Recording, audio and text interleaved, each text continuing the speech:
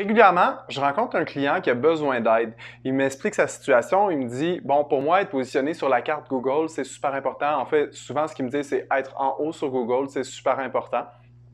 Il y a pour ça le SEO de leur site Internet, qui va être un autre volet. Et il y a la carte Google, qui est en fait la formation qui s'en vient dans la prochaine semaine, celle que j'annonce dans cette vidéo aussi.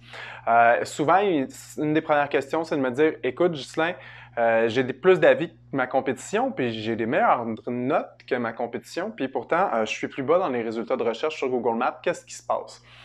En fait, je vais vous l'expliquer tout de suite. Il y a trois volets que Google considère pour ce qui est des avis. Il y a la fréquence des nouveaux avis, le résultat des avis et le nombre total des avis.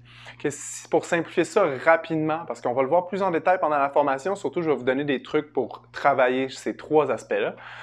Le premier, la fréquence des avis, ce que ça dit à Google, c'est le nombre de clients que vous recevez dans votre business. Donc en fait, c'est quand même logique quand on y pense. Admettons que vous êtes un électricien et qu'il y a un autre électricien dans votre région. Si vous gagnez 4 avis par semaine et que lui en gagne un seul avis par semaine, ce que Google se dit, c'est que vous servez plus de clients. C'est logique, donc vous êtes une entreprise plus active. C'est le premier message que ça envoie. Ensuite, il y a les notes. Est-ce que vos clients sont satisfaits? C'est le message que ça envoie à Google. Et le troisième, c'est le nombre d'avis total. Souvent, Google va se fier à ça pour déterminer l'ancienneté de l'entreprise et la solidité de l'entreprise. Donc, c'est vraiment trois critères différents. Donc, ça se peut effectivement que vous ayez une meilleure note que vos compétiteurs, plus d'avis que vos compétiteurs, mais que votre fréquence d'entrée des nouveaux avis soit plus bas.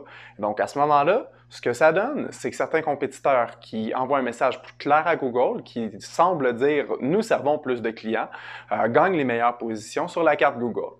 Donc, j'espère qu'on va pouvoir élucider plus de petits cas comme celui-ci en personne le 15 août prochain. Sur ce, je vous souhaite une bonne fin de journée, puis n'hésitez pas, n'oubliez pas, on est en pré-vente jusqu'au 1er août. Au revoir.